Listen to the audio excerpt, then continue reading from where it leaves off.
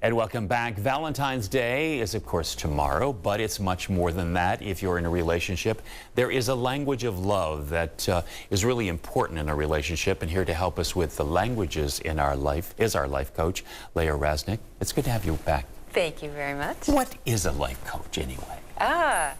A life coach is someone who holds the container of accountability for you, who helps you get clear on what you want, it helps you see what's in the way, and then take steps slowly with focus to going from here to there. Okay, but you have to recognize as the person that I need that help, right? Yes, you have to be ready to make some changes, and it's often not dramatic. It might be something that you've wanted to do for a long time and you're ready to take the leap. It might be a few things in the way and you want some support. Okay, and that really goes back to what we're talking about today, is the language of love. That's right. Okay, so what's the first language? The first language is quality of time. These people want connection. So when we're coming up on Valentine's Day, thinking about gifts for Valentine's Day, you know, these people want to be taken out to dinner or a romantic night out, retreat, something like that. Okay, and second one? Second one is acts of service. This is about easing the burden. This is about getting your car, you know, taking your partner's car to be washed, or giving a gift certificate for cleaning your house, something like that. Okay, and so it really is kind of sharing the load? Sharing the load, easing the burden for someone, right? I like that. Right. Yeah. Then there's physical touch.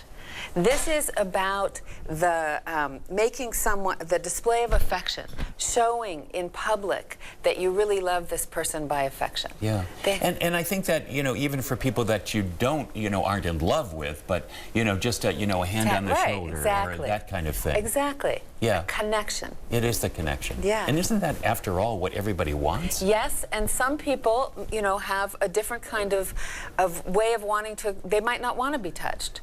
They might want to hear words of affection. That's the next one, words of affection. So words of affection, I mean, but they have to be sincere and they have to come from the heart, otherwise they're empty, aren't they? Absolutely. Absolutely. You have to tell them what you're really thinking, how you really feel. This helps them to feel secure, and it lets them receive your love. Okay. But sometimes I think that's hard for people to do. You know, and maybe, well, to say things of, you know, some signs of affection. But I'm wondering if that also comes from maybe the way they were brought up.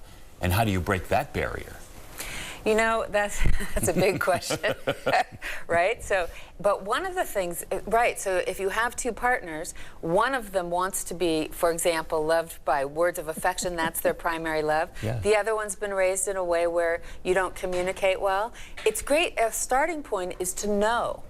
You know your different love languages, so you can sit down and say, here's, you know, now I know that that's what you want. Let me begin to look at how I can give that to you, considering how I was raised. Yeah. Rather than assume what somebody wants, I guess you have to ask to get, right?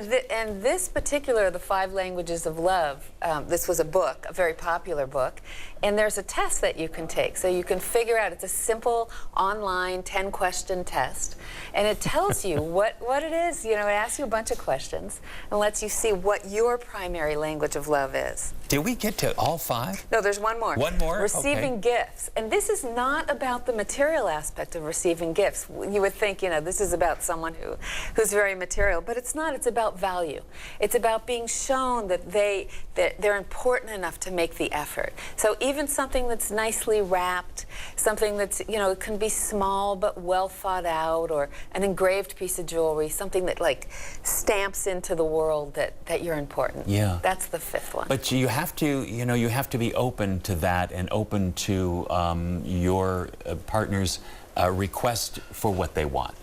Yeah, you have to listen. You have to listen. You know, you have to be interested. Yeah. And that's part of what life coaching is about. Yeah. Helping us listen, helping us speak clearly. Yeah, it's fascinating though, isn't it, the way people are?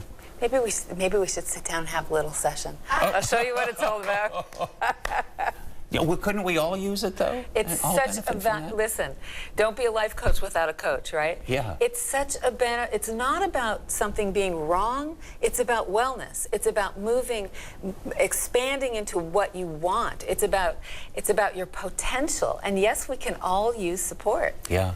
I always like to ask the question of some people that I know of, what one character of your mother and one character of your father make you the person you are today? That's a very good question. Isn't it? You're not asking me, are you? Well, no. Maybe next time in our session. All right. Always a pleasure. Thank you very You are much. such fun. Thank you. All right. We'll be back right after this.